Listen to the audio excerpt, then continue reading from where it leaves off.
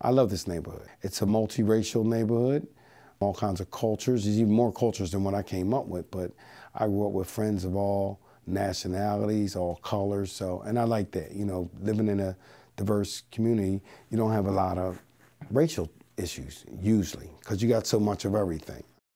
I come from a history of Smiths in Frankfurt. Over 100-something years they've been in this community. It was a mixed community, which it still is. It was a middle-class neighborhood. You know, times have changed, but for the most part, we don't really have no racial tension, so we all get along. Like I said, most of the people take pride in their houses, their property.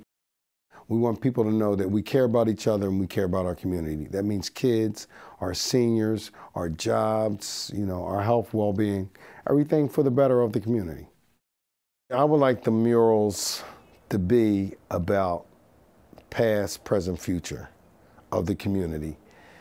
People who might have had a business here that was a small mom and pop shop. Like we have a mural on Head Street Playground that has a truck of my family's moving company, which is across the street where we're presently from right now, which was from the 1700s on record since 1926.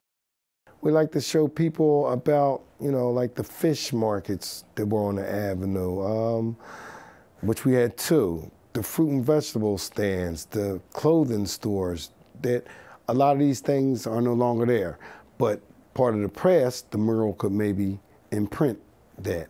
The trees, the gardens, flowers, you know, the playgrounds, which have declined.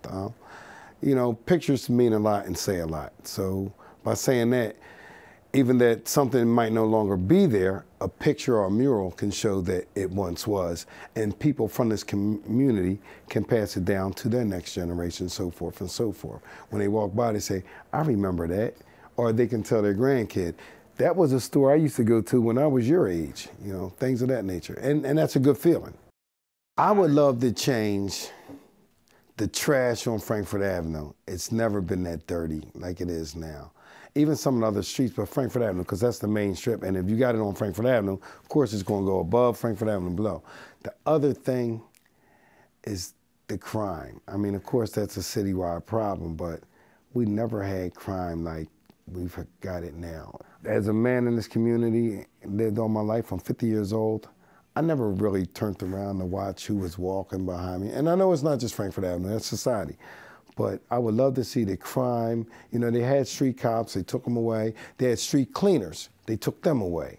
You know, so I would say the crime and the dirtiness, that's the main two things I would like to see change. What can be done? I mean, to me, that all depends on financially, the money that's available, and the people who are controlling the money. City controller, the mayor, you know, the legislators, the people downtown, you know, in City Hall. Volunteers, you have plenty of volunteers. They don't reach out to get volunteers like they should. You know, they were crying about the libraries. I was at a city meeting before.